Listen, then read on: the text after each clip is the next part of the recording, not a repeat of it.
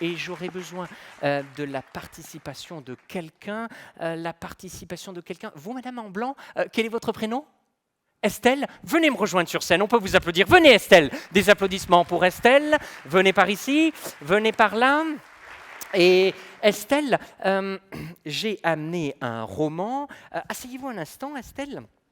Je vais feuilleter le livre et Estelle, vous allez m'arrêter, me dire stop quand vous le voulez. Je m'arrête au moment où vous me dites stop. Stop ici, est-ce que vous voulez changer ou choisir une autre page? Une autre page? Très bien, vous êtes sceptique, hein, Estelle, c'est bien. Stop ici. Regardez, disons, le premier mot sur la page. S'il y a un le ou un la ou un petit mot, passez au mot suivant, mais si le mot signifie quelque chose, vous regardez le premier mot. Vous y êtes? Vous l'avez en tête? Il est clairement gravé dans votre esprit, ce premier mot? Oui, je ferme le livre, prenez le livre dans les mains, pensez au mot et pensez à la première lettre de votre mot. C'est un petit mot, un long mot, oh, c'est un petit mot, n'est-ce pas? Oui. Oui, et pensez à la première lettre de votre mot. A, B, C, D, E, F, G, H, I, J, K, L, M, N, O, P, Q, R, S, T, U, oh, c'est U, V, W, X, Y, Z. La première lettre, c'est un R ou un S, hein, n'est-ce pas? C'est un R? Oui. Oui, vous le faites très bien. Et pensez à une lettre au milieu du mot. Pensez à une lettre au milieu du mot. Regardez-moi. Oh, vous avez pensé à une lettre et vous avez changé avec une autre lettre, n'est-ce pas? Oui, hein, vous l'avez fait. Et regardez-moi un instant. Z, Y, X, W, V, U, T, S, R, Q, P, O, N, M, L, K, J, I, H, G, F, E, D, C, B, A. C'est l'alphabet à l'envers. On parlait de contourner ces automatismes. Essayez, c'est un très bon exercice. Et il y a un I ou un A, n'est-ce pas, au milieu du mot? Oui. C'est le A et le I, n'est-ce pas? A d'abord, I ensuite. Ne dites rien, c'est un petit mot masculin, féminin. Oh, c'est du masculin? Oui. C'est le mot rail? Oui.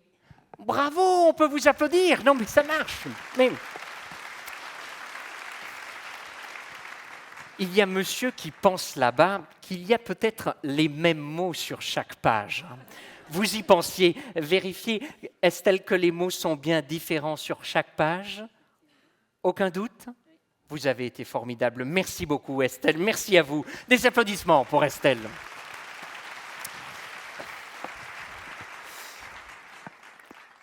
J'aimerais m'arrêter sur cette expérience pour évoquer la façon dont un groupe analyse une situation et peut changer ou pas de perception face à cette situation.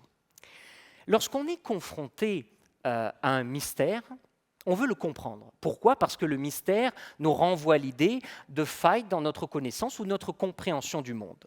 Et donc, pour lever cette incertitude, notre cerveau, finalement, va s'attacher à une hypothèse. Et lorsqu'il se saisit d'une hypothèse, il va essayer de trouver toutes les preuves, tous les faits qui vont confirmer cette hypothèse. Et c'est peut-être la manière dont vous avez raisonné ici. Vous vous êtes peut-être dit, tiens, il observe les réactions non verbales sur le visage d'Estelle quand il récite l'alphabet, peut-être pour en déduire certaines lettres, n'est-ce pas? Et peut-être de mémoire, reconstituer le mot entier. Vous avez peut-être fait cette hypothèse, n'est-ce pas? Oui.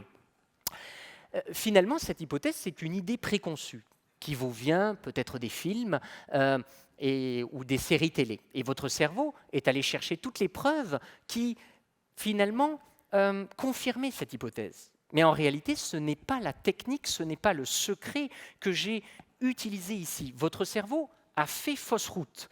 Et parce que vous vous êtes concentré sur cette hypothèse, vous avez manqué d'autres éléments qui vous auraient peut-être permis de comprendre le secret de cette expérience. Et finalement, c'est la même chose dans nos organisations. Ce qui rend le changement compliqué, ce n'est pas le fait d'avoir des idées nouvelles. Ce qui rend le changement compliqué, c'est le fait d'être capable de suspendre les idées anciennes pour que les idées nouvelles prennent tout leur sens. On dit souvent que ce qui bloque le changement ou l'innovation, c'est la lourdeur des processus. Mais ce ne sont pas les processus écrits qui sont complexes à contourner.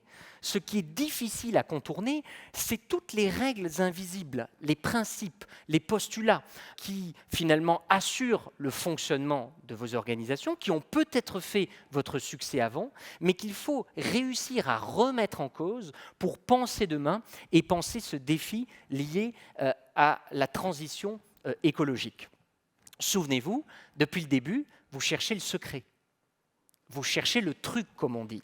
Mais c'est bien parce que vous cherchez le truc, un truc, que vous risquez de ne pas le trouver. Parce que ce n'est pas un truc que j'utilise, mais toute une série de techniques et de méthodes qui vont s'enchasser les unes dans les autres pour créer l'effet produit. Et c'est la même chose qu'il faut réussir à contourner lorsqu'on veut changer collectivement.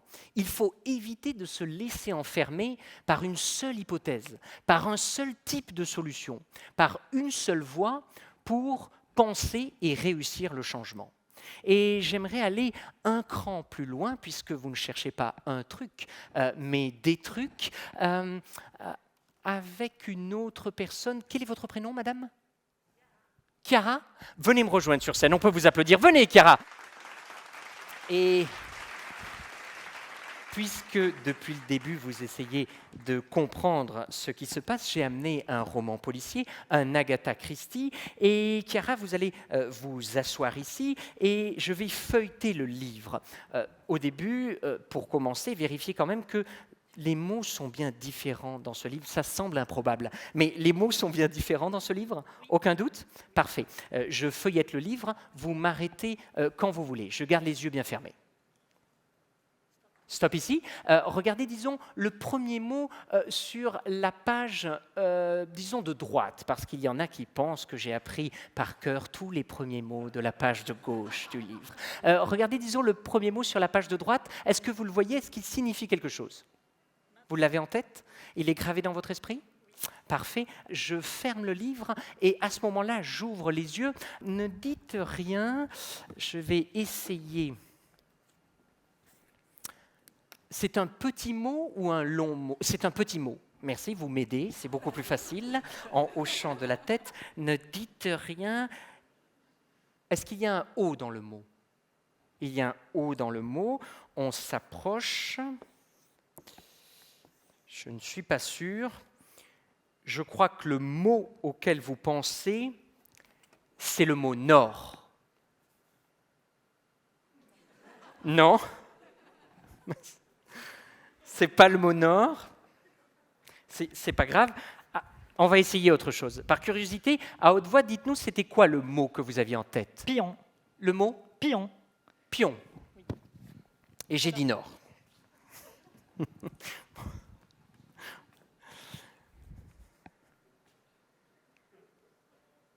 Ah non mais Chiara, regardez. Regardez Chiara, si je prends le mot nord, que je le tourne légèrement comme ça, que je le tourne légèrement comme ça, que je rajoute le point, on a pion. Merci beaucoup, Chiara. Vous pouvez regagner votre place. Merci d'avoir pensé. Merci à vous. Pion. Et c'est cette image que je voudrais que vous reteniez ici et que je vais essayer de décrypter. Que s'est-il passé pendant cette expérience? Vous aviez déjà une grille de lecture en tête lorsque Chiara a choisi le mot. Vous vous êtes dit, il a deviné le premier mot, et donc il va réussir à deviner le second. Et puis ce n'était pas le bon mot.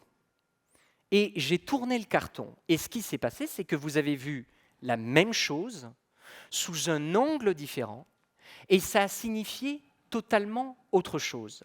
Vous êtes passé d'un cadre mental à un autre par un choc de la perception, comme l'a décrit par exemple Arthur Koestler. Pourquoi je vous raconte ça? Parce que pour réussir à changer, comme on l'a dit, un des enjeux, c'est d'abord d'oublier ce que l'on sait, suspendre nos idées anciennes pour laisser la place aux idées nouvelles. Mais un des enjeux pour réussir collectivement à changer, c'est de passer d'un cadre mental à un autre, par ce choc de la perception. Et on peut le faire à l'échelle des projets sur lesquels on travaille et on peut le faire à l'échelle de la vision de notre organisation tout entière. Je vous donne un exemple. J'ai un client dans l'industrie alimentaire. Et souvenez-vous, il y a 3 ans, l'industrie alimentaire a été secouée par ce qu'on a appelé la crise de la paille en plastique. Il y a eu un basculement dans l'opinion qui a entraîné finalement une nouvelle réglementation avec des gouvernements qui n'ont pas uniquement interdit la paille en plastique, mais aussi tous les plastiques à usage unique.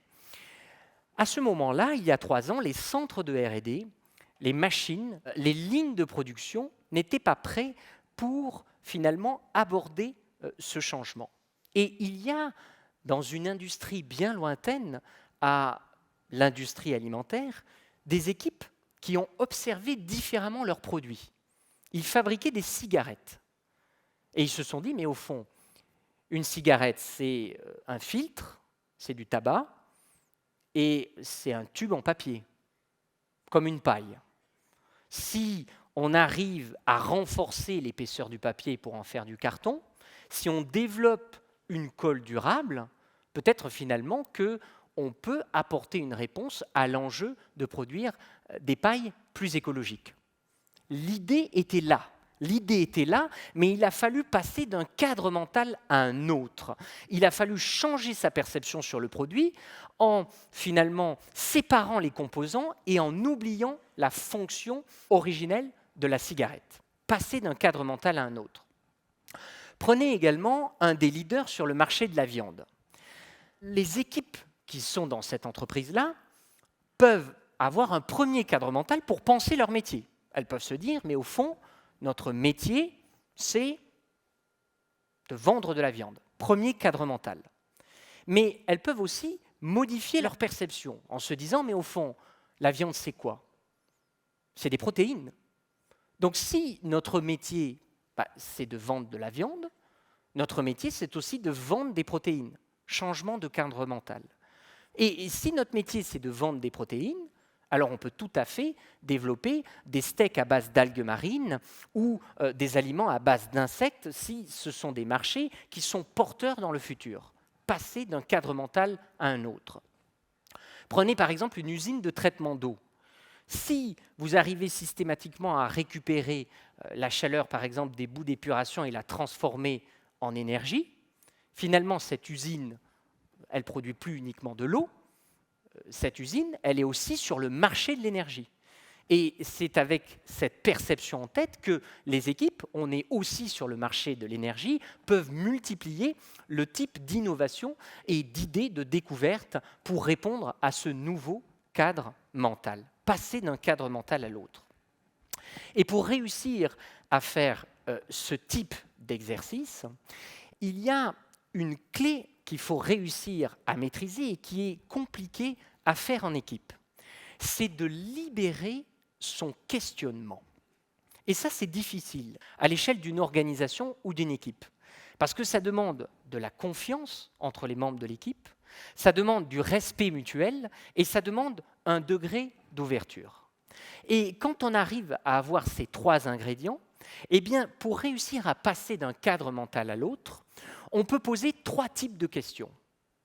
Des questions d'abord qui remettent en cause les évidences. Vous savez, c'est toutes ces questions qui commencent par « pourquoi ». Ensuite, deuxième type de questions, ce sont des questions qui intègrent une contrainte imaginaire pour libérer son imagination. Ce sont souvent les questions qui commencent par « et si ». Et si toutes les usines de France et de Navarre fonctionnaient en circuit fermé sur les déchets et l'eau? Qu'est-ce que ça signifierait pour nos métiers? Qu'est-ce qu'il faudrait changer? Qu'est-ce qu'il faudrait inventer? Et si les acteurs des déchets et de l'eau étaient rémunérés uniquement sur la baisse des volumes, sans monter les prix? Qu'est-ce qu'il faudrait imaginer? Qu'est-ce qu'il faudrait inventer? Qu'est-ce qu'il faudrait changer? Troisième type de questions, ce sont les questions qui interrogent le sens des mots qu'on utilise pour penser le changement et le mettre en œuvre. Souvenez-vous de l'exemple de l'acteur dans l'industrie de la viande. C'est en questionnant le mot-clé de leur métier, la viande, qu'ils ont pu remonter d'une catégorie et penser, mais notre métier, ce n'est pas uniquement la viande, c'est les protéines, ils remontent au niveau de la catégorie. Si on se dit, tiens, on va changer de transition et on va parler de crise écologique, si on raisonne comme ça, quelles solutions il faudrait différemment développer? Qu'est-ce qu'il faudrait changer? Qu'est-ce qu'il faudrait inventer? Au lieu de parler de crise, et si on parlait par exemple de transformation? Transformation, passer d'une forme à une autre, transformation écologique. Qu'est-ce qu'il faudrait imaginer? À quoi ressembleraient toutes nos organisations? Et finalement, toutes ces questions en « et si » au sein d'un collectif deviennent des « pourquoi pas », permettent de changer de cadre mental pour peut-être changer de réalité.